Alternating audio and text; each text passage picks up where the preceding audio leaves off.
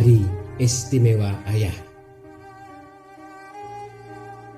Orang tua mana yang tidak bahagia melihat anak-anaknya bahagia? Demikianlah yang dirasakan Pak Sastro.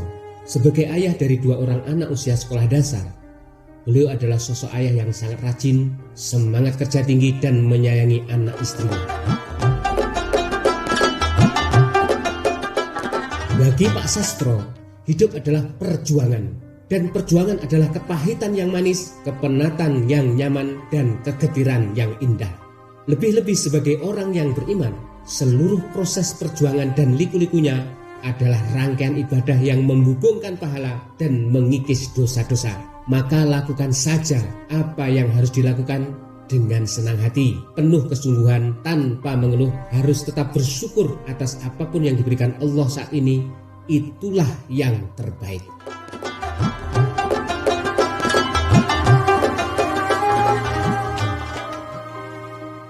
Keseharian Pak Sastro adalah tukang bangunan. Pekerjaan ini sudah dilakoninya sejak menikah, tepatnya sejak 14 tahun yang lalu.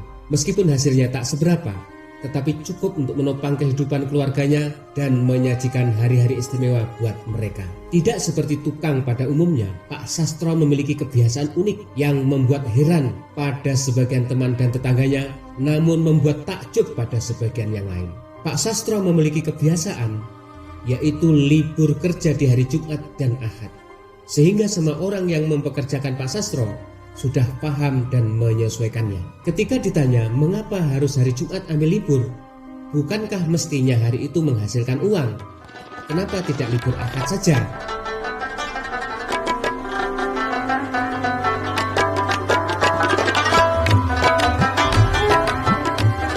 Maka dengan senyum lugunya setelah menjawab dalam bahasa Surabayaan, "Yo Cak, dino Jumat iku jatah gawe akhirat. Tak gawe ngresiki masjid-masjid, nulung tangga-tangga teparo, lan kanca-kanca sing butuhno tenagaku iki. Aku nggak njaluk upah. Aku iki mung tukang bangunan Cak. Amalanku sithik, ibadahku mung sak pucuk rambut. Aku mung isok ngamal nyumbangno tenagaku iki kagem Gusti Allah lan kanggo sedulur-sedulur mukmin ing dina Jumat. Ya wis iku tok isokku Cak. Aku mung ngarepno tresnane Gusti Allah lan tresnane sapadha-padha manungsa. Rak yo ngono ta Cak."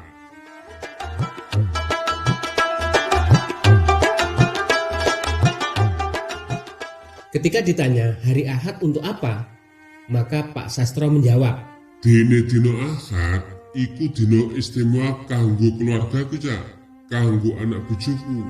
Aku dudu bapak sing pinter, dudu bojo sing top, gak ngerti agama, ning aku kepengin keluargaku bahagia lan seneng atine. Nek atine seneng, mamula manut dikandani lan ngrungokno yang diomongi."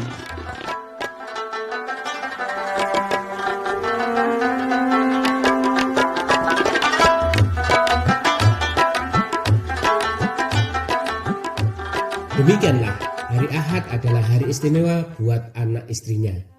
Dia mengaku bukan ayah yang pintar, bukan suami yang patut dibanggakan, tidak mengerti agama, namun ingin membahagiakan mereka, menyenangkan hati mereka, sebab ketika hati mereka senang akan mudah berkomunikasi dan menurut jika dinasihati. Oh iya, Pak Sastro menggilir anak dan istrinya dalam memberikan jatah hari istimewa buat masing-masing mereka. Ahad pertama adalah hari istimewa buat Zaid anak pertama.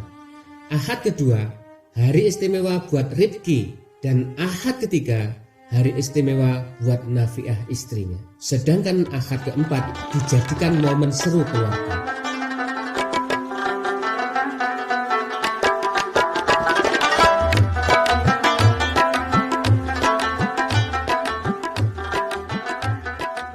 Pak Sastro tak pernah kekurangan akal. Selalu ada saja cara untuk menjadikan momen terindah di hari tersebut untuk ketiga orang yang dicintainya.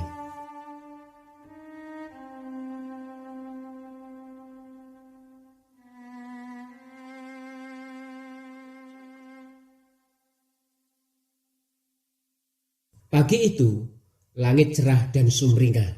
Sesumringah hati Zaid, anak pertama Pak Sastro. Hari itu adalah hari istimewanya bersama sang ayah tercinta. Biasanya, hari istimewa itu Zaid diajak jalan-jalan, kadang mancing, kadang ke tempat berenang, bersepeda bersama, atau makan bersama di tempat makan yang dipilih oleh Zaid. Kebetulan Zaid suka banget bakso dan rawon, sehingga kemanapun pergi, mampirnya ke tempat bakso dan rawon. Sang ayah menuruti kemauan anaknya dengan hati bahagia.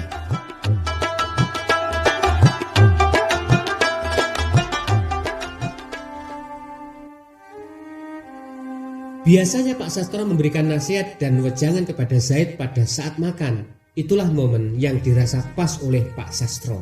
Sambil mengelus-elus kepala Zaid atau kadang merangkulnya, Pak Sastro memberikan nasihat, harapan dan doa kepada putranya dengan bahasa yang sangat sederhana dan singkat. Nak, kon lak ngerti ta, bapak iki mung tukang bangunan. Ning bapak percaya nak, kon arek sing hebat, kuat, apik, kena dibanggono bapak. Kon sing jejeg ya nak, nyekel iman. Tak dongakno, muga-muga kon besok dadi manusa sing mulya tur tumata, migunani sapadha-padha mbarek agama bangsa lan negara. Biasanya Zaid dengan semangat dan mengepalkan kedua tangannya menjawab, Siap bos. Insya Allah Zaid pasti membuat ayah bangga, sebagaimana Zaid bangga sama ayah.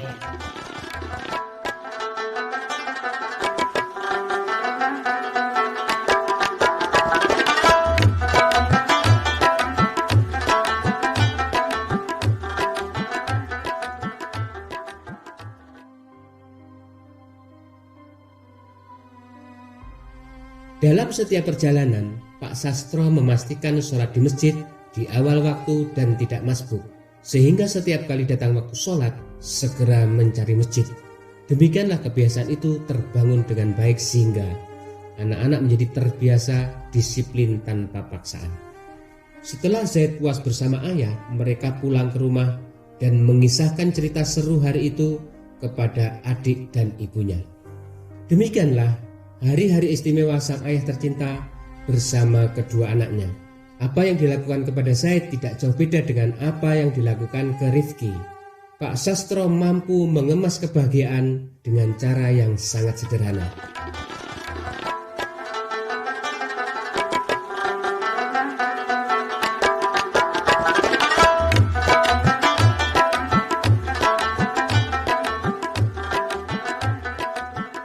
Lalu bagaimana hari istimewa bersama istri? Ada beberapa hal yang berbeda. Pak Sastro selalu memberikan hadiah kepada istri di hari istimewanya setiap bulan. Meskipun nilainya tak seberapa, namun hadiah tersebut mampu menjadi pupuk kasih sayang dan lem perekat cinta yang sudah terjalin puluhan tahun. Imbasnya sungguh sangat efektif. Istri Pak Sastro sangat hormat dan sayang kepada suaminya, bahkan menggunakan kromo inggil dalam bahasa Jawa. Ketika sedang ngumpul dengan ibu-ibu tetangga yang mereka sudah terbiasa mengobral aib suami, maka istri Pak Sastro berbeda. Dia selalu bercerita dan bangga dengan kebaikan suaminya. Tentu saja kebiasaan menghormati dan memuliakan suami menunjukkan wanita yang imannya berkelas, high level lah. Beda dengan zaman sekarang di mana seorang istri bisa lebih tinggi titelnya daripada suami, atau pekerjaan istri lebih berkelas, atau pendapatan istri lebih besar, atau istri keturunan orang kaya, atau pendapatan suami dirasa lebih kecil. Hal ini seringkali menjadi penyebab istri-istri kurang hormat, kurang takdim sama suami, bahkan berani meremehkan, menentang, membantah nasihat dan kehendak baik serta jauh dari ketaatan.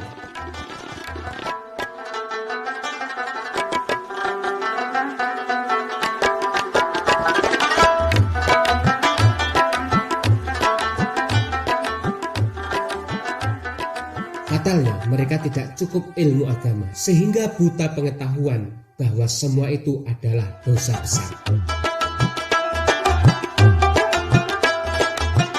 Sebenarnya itulah sumber utama terjadinya perselingkuhan. Betapa marak Seorang suami tiba-tiba menikah lagi dengan wanita lain secara sembunyi-sembunyi. Terlepas apakah laki-laki tersebut bermasalah secara spiritual atau memang sudah tidak sanggup menghadapi istrinya di rumah.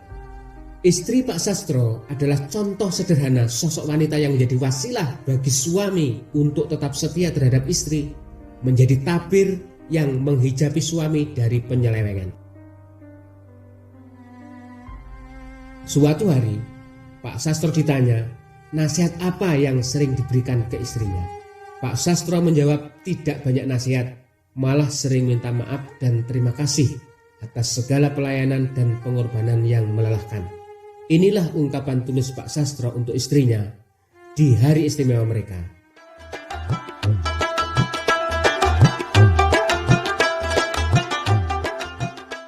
Dik, aku wong lanang sing ringkih, wong tukang bangunan. Aku ngerti yen sampean kesel ibaratnya nggak nate lungguh, mulai tangi turu esok awan bengi nggak leren blas. Masakno aku ngopeni bocah-bocah nyuci nganter sekolah porah-porah lan liya-liyane. Aku sadar durung bisa mulyakno uripmu. Mamula aku njaluk jembaring atimu agunging pangapuramu. Muga-muga pangorbananmu kang tanpa umpama iki ndadekno sliramu ratu ning swarga. Muga-muga awake dhewe dadi pasangan dunia akhirat. Aku mung iso matur suwun.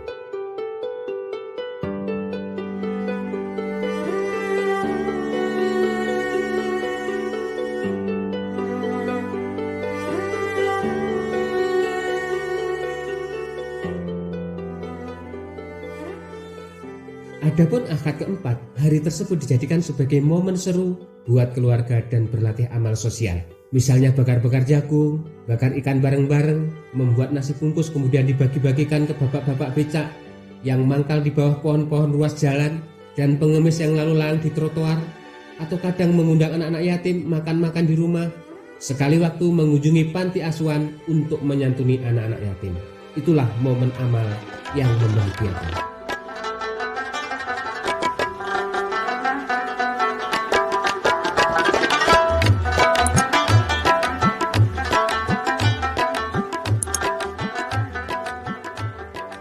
Beberapa tahun kemudian, lahirlah Hafiz Quran dari rumah sederhana Pak Sastro.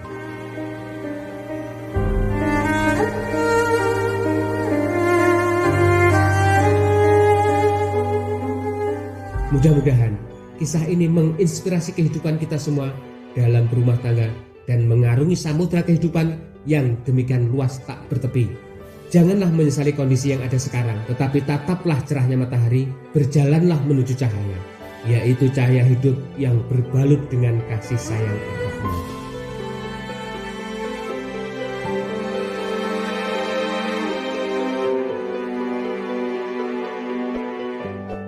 Cerita ini dikisahkan oleh Ki Sabdo Langit.